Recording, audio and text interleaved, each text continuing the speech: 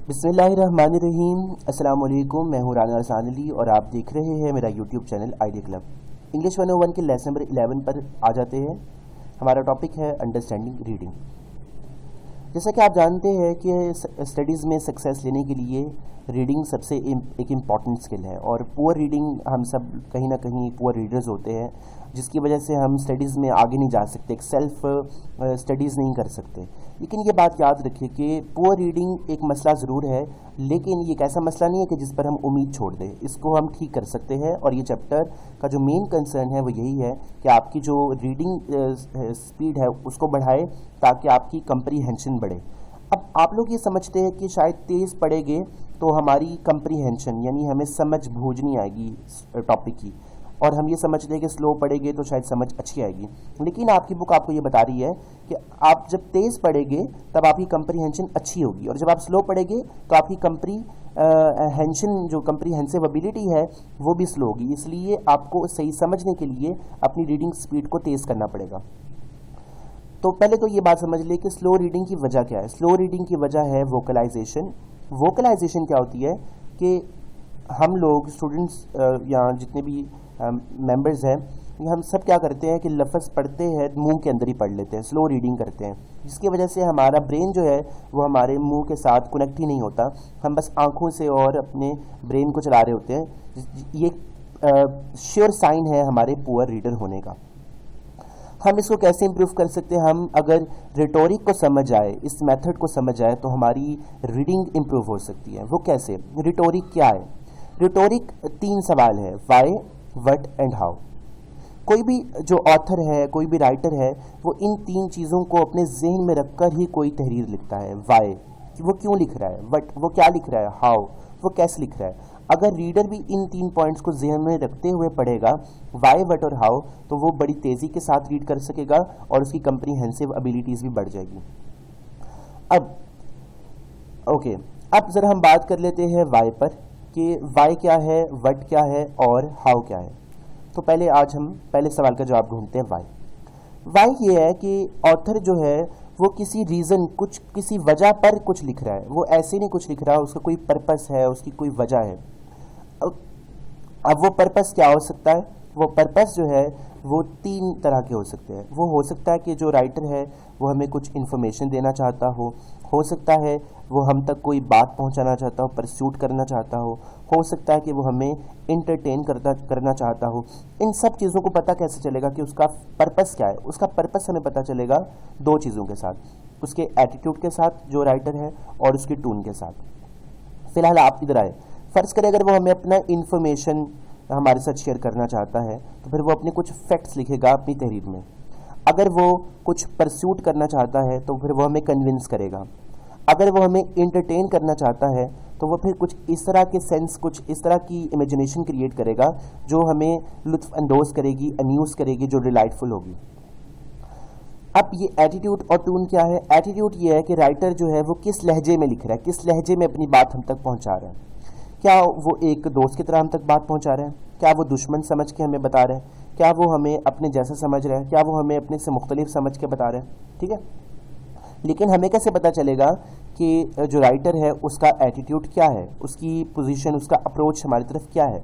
तो उसका क्ल्यू हमें मिलेगा उसकी ट्यून से, यानी जो वो लिख रहा है उसकी ट्यून क्या है। अब सवाल ये है कि अगर वो बोल रहा हो तो हम उसकी ट्यून समझ लेंगे आसानी के साथ, लेकिन एक लिखी हुई चीज़ की ट्यून समझना थोड़ा मुश्किल होता है। हमें 2-3 तरह की ट्यून्स में हम कंफ्यूज हो जाते हैं।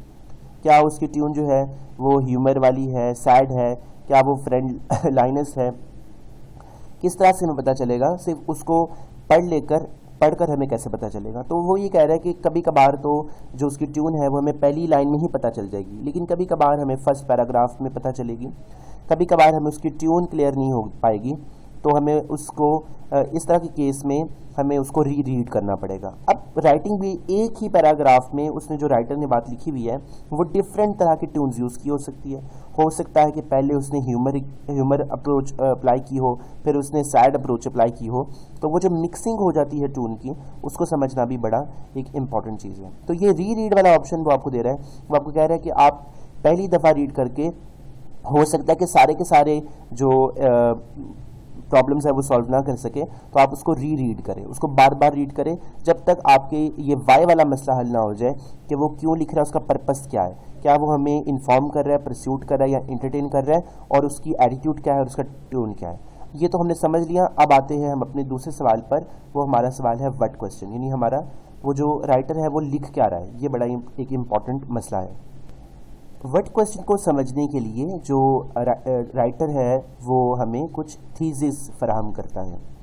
उस थीसिस में, उस थीसिस स्टेटमेंट में वो ये बताता है कि वो किसके बारे में नहीं लिख रहा, यानी ये नहीं बता रहा कि वो क्या क्या लिख रहा है, वो ये बताता है कि उसकी लिमिटेशंस क्या है। एक अच्छा रीडर जो है वो उन लिमिटेशंस को अपने ज़हन में रखते हुए वो बात समझता है, क्योंकि वरना हमारे यहाँ ऐसा होता है कि हम जब कोई चीज़ रीड करने लगते हैं तो फिर हम विदाउट लिमिटेशंस चले जाते हैं और दूर दूर तक सोचना शुरू कर देते हैं। लेकिन एक राइटर जो है वो पहले ही थीसिस में बता देता है कि मेरी बात में सिर्फ ये पॉइंट शामिल है, ये वाले पॉइंट शामिल नहीं है, लिहाजा आप लोग इन पॉइंट्स को अपने ज़हन में ना रखें। और एक अच्छा रीडर जो है वो पढ़ते हुए फिर उस बात का ख्याल रखता है।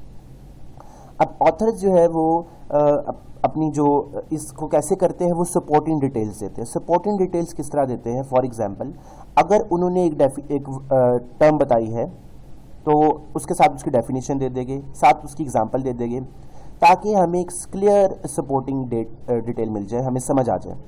अगर वो कोई वजह बता रहे हैं, अफेक्ट बता रहे हैं, तो उसकी वजह बताएंगे, यानी जिसको हम कॉज एंड इफेक्ट कहेंगे। वो कंपैरिजंस बताएंगे, वो आइटम्स की लिस्ट बताएंगे, वो एक सीक्वेंस में बात बताएंगे, वो टाइम ऑर्डर का ख्याल रखेंगे। तो इस तरह से जो रीडर है उसको समझने में आसानी होगी। तो ये हमारे सवाल व्हाट का जवाब था। अब सवाल है हाउ, यानी किस तरह से राइटर जो है वो लिखता है और किस तरह से एक रीडर जो है वो पढ़ेगा। तो उसके लिए राइटर जो है वो टेक्निक्स यूज़ करता है, अपने पैराग्राफ को छोटे छोटे पीसेस में लिखता है, सब डिविजन्स डालकर। यहाँ पर वो लंबे लंबे पीसेस में लिख देता है जिसमें नंबर ऑफ पैराग्राफ्स वो यूज़ करता है, जैसे आपकी बुक में पहले 6 पैराग्राफ वाली लाइन्स पैसेजेस आए हुए थे। ओवरऑल वो उस पर डिपेंड करता है कि वो अपना जो कंटेंट है वो आप तक किस तरह से पहुँचाना चाह रहे हैं। अब इसमें आपने ये चीज़ देखनी है कि वो दो तरह के वर्ड्स यूज़ करता है। एक वो यूज़ करता है फंक्शनल वर्ड्स। फंक्शनल वर्ड्स क्या होते हैं, छोटे छोटे वर्ड्स होते हैं, जैसे प्रेपोजिशंस होते हैं, कंजक्शंस होते हैं, मॉडिफायर्स होते हैं। और दूसरे वर्ड्स वो यूज़ करता है कंटेंट वर्ड्स। कंटेंट वर्ड्स जो है वो सेंट्रल वर्ड्स होते हैं, जो आपके पूरे पैसेज में इंपॉर्टेंट वर्ड्स होते हैं, जिनकी डेफिनेशंस होती है, जिनके बारे में बताया गया होता है, जिन पर बात की जा रही होती है, वो हमारे सेंट्रल वर्ड्स होते हैं। तो इस तरह से वो लिखता है। और जो एक सक्सेसफुल रीडर है वो इन सब क्ल्यूज़ को जो मैंने आपको ऊपर बताया, उसका एटीट्यूड क्या है, उसकी ट्यून क्या है, वो क्यों लिख रहा है, वो कैसे लिख रहा है, वो उसने क्या लिखा है, इन सब चीज़ों को ज़हन में रखते हुए और उसकी लिमिटेशंस क्या है वो प्रैक्टिस करता है रीडिंग की। अब हम ज़रा आगे चलेंगे और अपनी इंग्लिश लैंग्वेज रीडिंग को प्रैक्टिस करेंगे। तो हम स्टार्ट करें अपनी प्रैक्टिस को, रीडिंग प्रैक्टिस को। रीडिंग प्रैक्टिस के लिए हमें जो पीसेस ऑफ राइटिंग्स मिलती है वो दो तरह की हो सकती है। या तो वो एक इमेजिनेटिव राइटिंग है, किसी नॉवल से ले ली है, किसी पोइम से ले ली है, फिक्शनल है। या फिर वो प्रैक्टिकल राइटिंग है, जैसे कोई लेटर है, कोई ऐसी राइटिंग है जिसमें फैक्ट्स हो, जैसे आपने ऊपर कंप्यूटर के बारे में कुछ फैक्ट्स पढ़े थे, वो एक प्रैक्टिकल राइटिंग थी। तो हमें कैसे पता चलेगा कि हमें रीडिंग समझ आ रही है नहीं आ रही, वो कुछ तरीके उसने बताया। उसने कहा कि आपसे जो सवाल पूछे जाएगी रीडिंग के बाद, अगर आप उनको जवाब दे पा रहे हैं तो इट मीन्स कि आपको रीडिंग की समझ आ रही है। अब जो राइटर है वो किस तरह से पॉइंट्स के ऊपर आ रहा है, ये चीज़ अगर आपको समझ आ रही है तो आप एक अच्छे रीडर हैं। और आखिर में अगर आप उन पॉइंट्स को, जिन पॉइंट्स के बारे में राइटर ने बात की है, अगर आप उनको समराइज़ कर दें, समरी बना दें, तो आपको श्योरिटी हो जाएगी कि वाकई आपको सब चीज़ों की समझ आ गई है। अब किस तरह के क्वेश्चंस वो हमसे पूछ सकता है या किस तरह के क्वेश्चंस हम खुद जांचेंगे अपनी रीडिंग को ठीक करने के लिए। सबसे पहले मीनिंग, क्योंकि इंग्लिश हमारी अपनी लैंग्वेज नहीं है, तो जो वर्ड्स मुश्किल हो गए, हम अगर उनके मतलब हमें समझ आ रही है तो इट मीन्स कि हमारी रीडिंग अच्छी हो रही है। उसके लिए हम डिक्शनरी यूज़ कर सकते हैं। फैक्ट्स, फिर हमसे कुछ सवाल पूछे जा सकते हैं जो फैक्ट वाले क्वेश्चंस हो। ठीक है, एक पैराग्राफ दिया गया है कंप्यूटर के बारे में और आखिर में सवाल पूछ ले व्हेन कंप्यूटर वाज डिस्कवर्ड, तो एक फैक्ट क्वेश्चन है, वो हमें पता चल जाएगा अगर हमें रीडिंग सही तरह की होगी।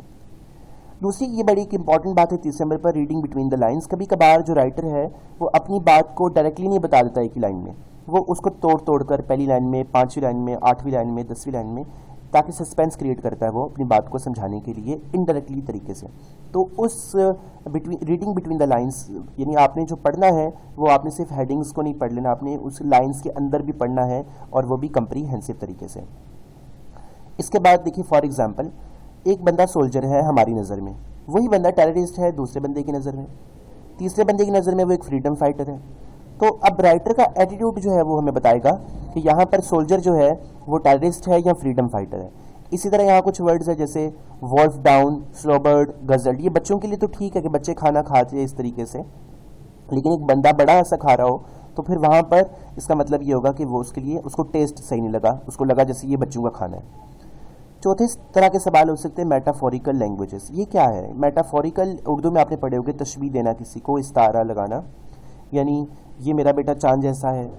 तो इस तरह के वर्ड्स भी इंग्लिश में आ सकते हैं। जैसे यहाँ पर उसने कहा है कि डायलन थॉमस की स्टोरी से एक लाइन ली गई है कि my uncle blew and bugled whenever he won, यानी जब भी वो जीतता है वो ब्लू करता है और बगल करता है। अब ये बगल जो है ये तो जानवर करते हैं, ठीक है, लेकिन उसने अपने अंकल के लिए भी यूज़ किया है एक मेटाफोरिकल वे में।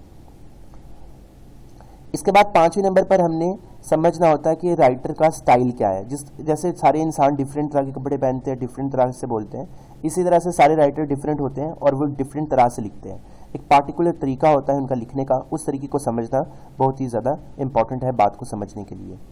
फिर समरी, हमें कहा जा सकता है कि आप पूरे पैराग्राफ को पढ़ने के बाद हमें एक समरी लिख दें, ठीक है।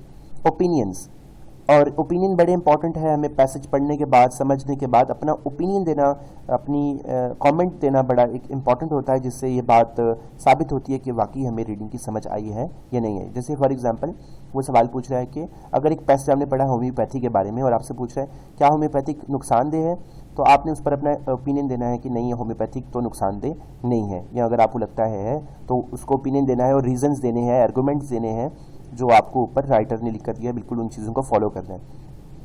फिर लिस्टिंग, यह है कि जब आप सुन रहे होगे, जब आप पढ़ रहे होगे तो साथ साथ आपने लिस्ट भी बनाते जानी है, जिसमें आप उसके नंबर बताएंगे, कैटलॉग्स को डिफाइन करेंगे और सब चीज़ों को आपने डिफाइन करना है। जैसे आपके सामने कुछ लिस्टिंग मार्कर्स बताए गए हैं कि 1 2 3 यूज़ कर सकते हैं आप, 1 2 3 firstly, secondly, thirdly, another, next, then, furthermore, afterward, moreover, या इस तरह के आप पॉइंट्स यूज़ कर सकते हैं। पहले ये हुआ, दूसरे नंबर पर ये हुआ, ताकि आपको अपनी रीडिंग में से, क्योंकि एक बहुत फॉर एग्जाम्पल आप नॉवल पढ़ रहे हैं 100 सफ़ों का, तो आप उसको इस तरह से लिस्टिंग मार्कर के ज़रिए, समरी के ज़रिए आप उसको 5-6 सफ़ों पर कर सकते हैं, इंपॉर्टेंट बातों को ज़हन में रखकर। अब आपके सामने एक सैम्पल पैराग्राफ दिया है, आपने क्या करना है, इसको रीड आउट कर लेना है अभी प्लीज़, और आपने इस एक्सरसाइज क्वेश्चन को सॉल्व करना है। सवाल पूछा हुआ है व्हाट इज़ कंप्यूटर, और आपने एक लिस्टिंग मार्कर्स को यूज़ करके जवाब देना है।